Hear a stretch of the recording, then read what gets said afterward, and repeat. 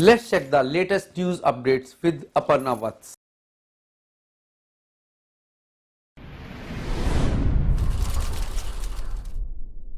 Namaskar, welcome to Friends World TV English Bulletin. I'm APARNA VATS and here are the headlines.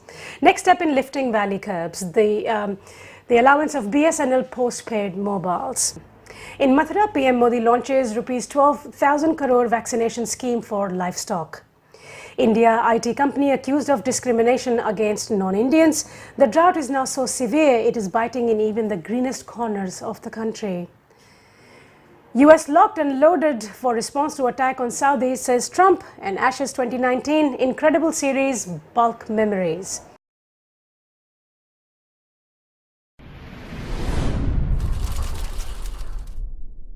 The news in detail.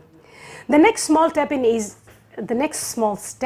easing the clampdown in the Kashmir Valley is likely to be a further opening up of telecom curbs. Senior officials in the state administration said they are pushing for opening up postpaid BSNL mobile connections in the valley immediately. According to officials, J&K police has advocated this relaxation in internal meetings and a decision is expected at the earliest. The second step in restoring communication may be in the direction of allowing internet services for commercial organizations.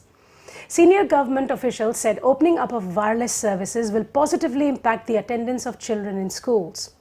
Though primary, middle and secondary schools have been reopened, student attendance is practically nil because parents do not feel comfortable given their inability to communicate with schools given the uneasiness that lies beneath the calm in the valley. While the exact number of postpaid BSNL mobile subscribers is not immediately available, the TRAI's telecom subscription data as on June 30, 2019 shows that BSNL's wireless subscribers base in J&K stood at 11.88 lakhs. Its market share in wireless services is just about 10%.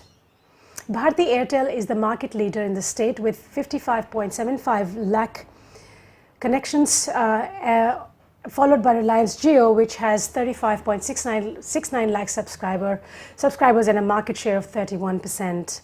But the officials said opening up of postpaid mobile connectivity of private operators may be still some time away. The government had said landline telephone services were restored in most parts of the valley by August 21. In the second week of September, it also partly restored postpaid mobile phone services in Kupwara district. All communication was snapped on August 5 in the state after the government abrogated Article 370 and decided to split the state into two union territories, Jammu and Kashmir and Ladakh.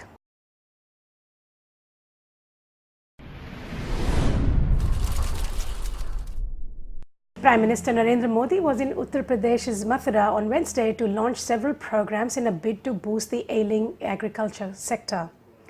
He launched the National Animal Disease Control Program funded by the centre, which aims to eradicate foot and mouth disease and brucellosis in livestock. Today, the whole world is battling climate change and they are searching for a role model to protect the environment. India has always had a role model in Lord Krishna, Modi said. Environment and livestock have always been a very important part of India's economic thinking. By balancing nature and economic development, we are moving towards a strong and new India. The centre has allocated Rs 12,652 crores for a period of 5 years till 2024 to bring the disease under control. By 2030, the government aims to completely eradicate the disease. The funds will be spent in vaccinating over 500 million livestock including cattle, buffaloes, sheep, goats and pigs against the FMD. Meanwhile, 36 million bovine calves will be administered vaccines to prevent the brucellosis disease. Modi also launched the National Artificial Insemination Program and a nationwide workshop in Krishi Vigyan Kendras in all 687 districts of the country on the topic of vaccination, disease management, artificial insemination and productivity. In Mathura, Modi took up the Swachh Hi Seva program and joined women in segregating plastic from waste.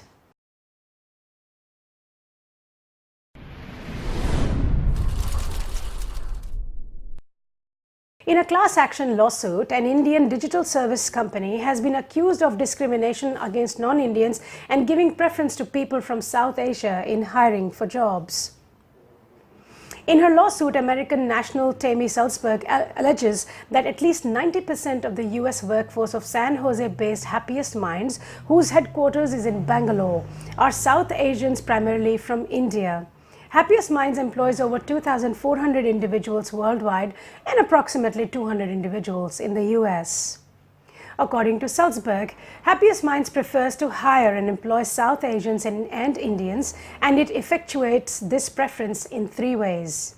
First, she said, the company engages in a practice of securing H-1B visas and other visas for South Asian and Indian workers located overseas who will then be used to staff the U.S. positions.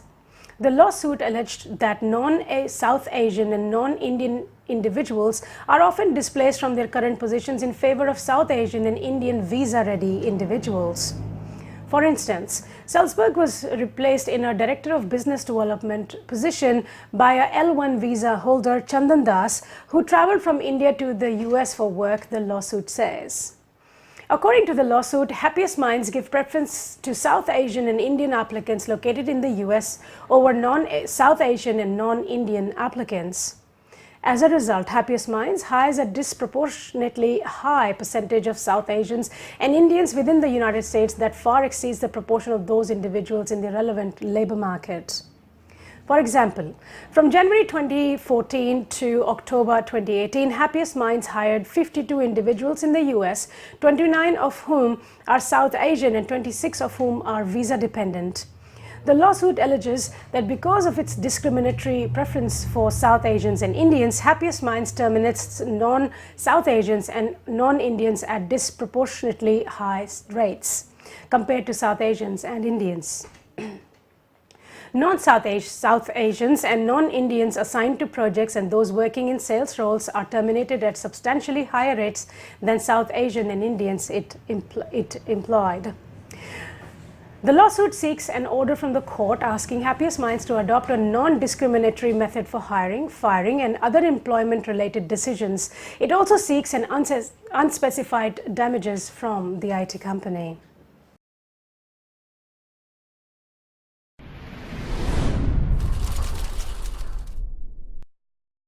Farmers along Australia's normally green eastern coast are reeling from the worst drought they have ever seen and face a tough summer if it doesn't rain in the next few months. The New South Wales mid-north coast is usually a lush part of the country, while reliable rain The New South Wales mid-north coast is usually a lush part of the country with reliable rain and regular flooding. But the region has been in drought for 2 years and farmers says it is starting to bite. We normally get 40 inches of rain a year and I think we are up to around 8 inches, fourth generation beef farmer Tony Sal said. And that might be all we are going to get for the year. He is standing in a dry riverbed that stretches out cracked for hundreds of meters through his property near Kempsey. It's usually full of water where his cattle drink. This is the longest and the driest it's been since I can remember and I've been here for my entire life, Mr. Saul said. We've had dry periods. It might be dry for 3 or 4 months, but it's been dry for well over 12 months here and the big concern is we've just been through our wet period of the calendar year. Across New South Wales and Queensland's southern downs, country towns are approaching their own day zero as water supplies dry up in the drought. Water security is still almost non-existent for many rural communities, with 10 towns at risk of running dry in 6 months. Locals in Tenterfield are not washing cars or watering gardens and are cutting back on showers. Even in high rainfall areas like Walker, locals are enduring constant water restrictions. 10 towns, including major centres, are considered to be at high risk of running out within 6 months if it doesn't rain and if water infrastructure isn't improved. Councils are rushing to put emergency measures in place, but more than a decade since the end of the millennium drought, water security is still almost non-existent for many rural communities.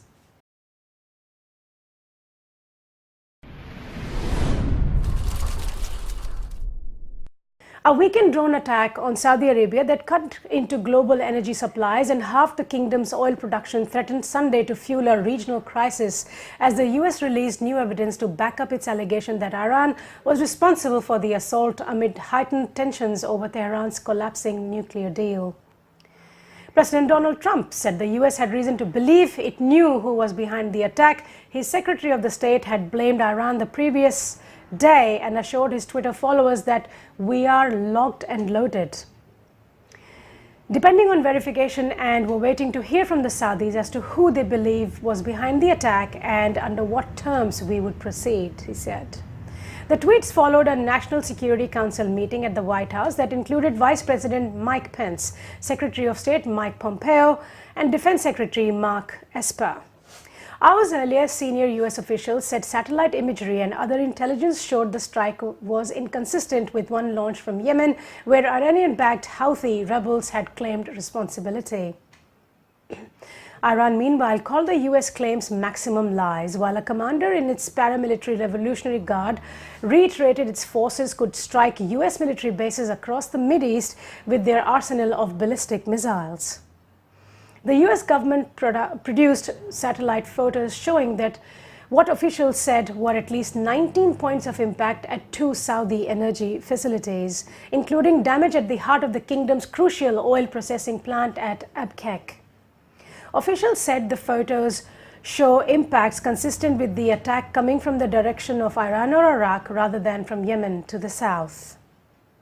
Iraq denied Sunday that its territory was used for an attack on the kingdom, and US officials said a strike from there would be a violation of Iraq's sovereignty.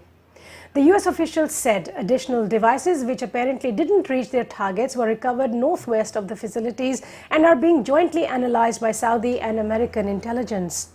The officials, who spoke on condition of anonymity to discuss intelligence matters, did not address whether the drone could have been fired from Yemen and then take a roundabout path, but did not explicitly rule it out. Actions on any side could break into the open, a twilight war that's been raging just below the surface of the wider Persian Gulf in recent months. Already there have been mysterious attacks on oil tankers that America blames on Tehran, at least one suspected Israeli strike on Shiite forces in Iraq, and Iran shooting down a US military surveillance drone. Crude oil futures shot up 9.5% to $60 as trading opened Sunday evening in New York, a dramatic increase. A spike in oil prices could have negative effects for the global economy. Saudi Arabia has promised to fill in the cut in production with its reserves, but has not said how long it will take to repair the damage. The Wall Street Journal cited Saudi officials as saying a third of output would be restored on Monday, but a return to full production may take weeks. Trump said he had approved the release of US strategic petroleum reserves if needed to stabilize energy markets. The president said the final amount of the release, if any, would be sufficient to keep the markets well supplied. It wasn't just Iran making threats. US Senator Lindsey Graham, a South Carolina Republican close to Trump, suggested retaliatory strikes targeting Iran. Iran will not stop their misbehavior till the consequences become more real, like attacking their refineries, which will break the regime's back, Graham wrote on Twitter. With the UN General Assembly taking place in little over a week, there had been speculation of a potential meeting between Trump and Iranian President Hassan Rouhani on the summit's sidelines, possibly in exchange for the lifting of some economic sanctions the American leader imposed on Tehran after unilaterally withdrawing from the nuclear accord over a year ago. But Trump seemed to reject the idea on Sunday night, tweeting, "The fake news is saying that I'm willing to meet with Iran. No conditions. That is an incorrect statement." In fact, Treasury Secretary Steven Mnuchin told reporters last week that the president has said that he's preparing to meet with no conditions.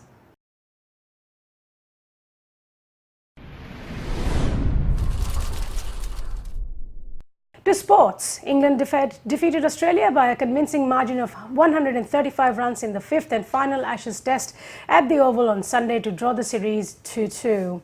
Ashes 2019 is the first time an Ashes series has ended in a draw since 1972. Australia had already retained the urn after winning the 4th test. However, their goal of a first outright series win in England in 18 years was thwarted after being dismissed for 263 in its second innings on day 4. Matthew Wade was Australia's top scorer for the visitors with 117 as the Kangaroos chase an unlikely winning target of 399 runs. Wade was stumped off a delivery from England captain Joe Root, and with that ended Australia's hopes. Namaskar, I'll be back next week with more news.